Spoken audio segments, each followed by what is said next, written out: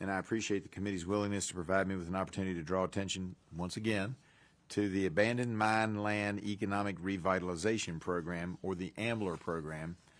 And I have to go through that because, as you all know, sometimes it often gets confused with the historical Abandoned Mine Land Program, which is a completely different animal. This pilot program began several years ago at the behest, and in all fairness, at the genius of my neighbor on the Kentucky side of the line, Hal Rogers.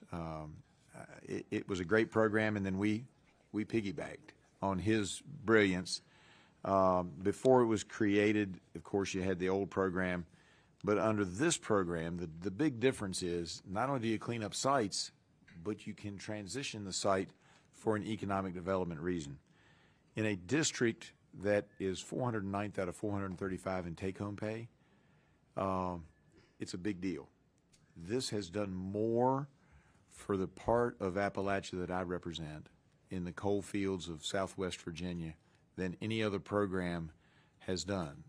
Project Intersection in Norton, which serves a number of counties down there, has created 345 jobs. They took down a high wall that would have taken a lot longer under the old program to get taken down. It had been sitting there for years.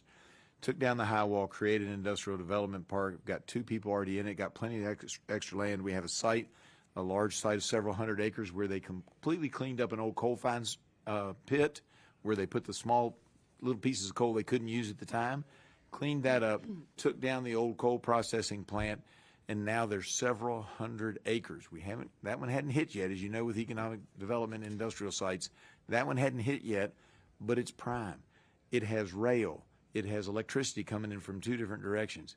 I mean, it's got everything already there because it was an industrial site to begin with, and it wouldn't have happened if it had not been. I mean, even the Office of Surface Mining came in and said it would have cost us a lot more money because it was a public-private deal where we put in the public money, and a private developer took all the stuff off, was able to sell the coal that couldn't be used in the past, but now there's technology to use it. It's been a win-win. There's also all kinds of tourism that we've been able to do. We've increased, parking at the Devil's Bathtub. We've increased the ability to use some trails in Dickinson County, which is, if my district is economically challenged, Dickinson County is one of the most economically challenging counties out of the 28 jurisdictions I represent.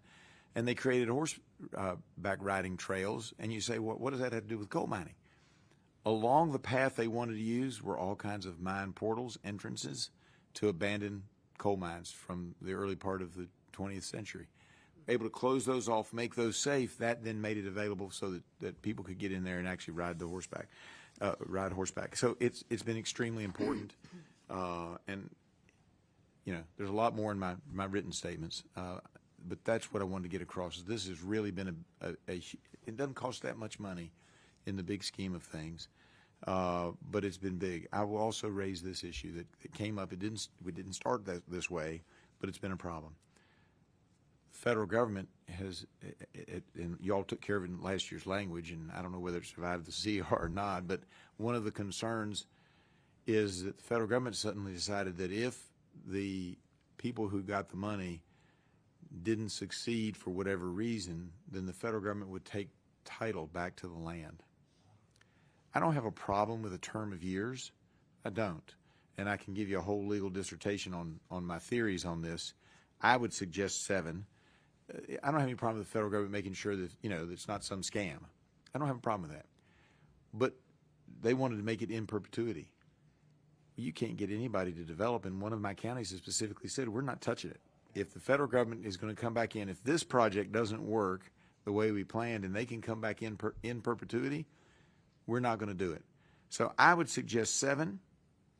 I think there's good legal basis in the altered common law adverse possession law to go as high as 15.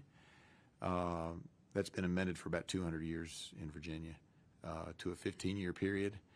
And even that's acceptable. My counties have told me that they prefer the 7, but they could live with the 15 because then, they too don't want to scam, but they don't want to have something that sits there and all of a sudden it becomes a permanent problem because the federal government has taken title to it and doesn't know what to do with it.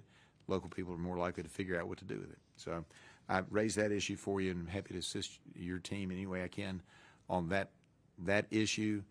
But those are the issues. But this is just a fabulous program that, like I said, I'm glad I brought it to Virginia, but I wish that I could claim that I had the genius to figure it out in the first place, but that belongs to Hal. And I yield back.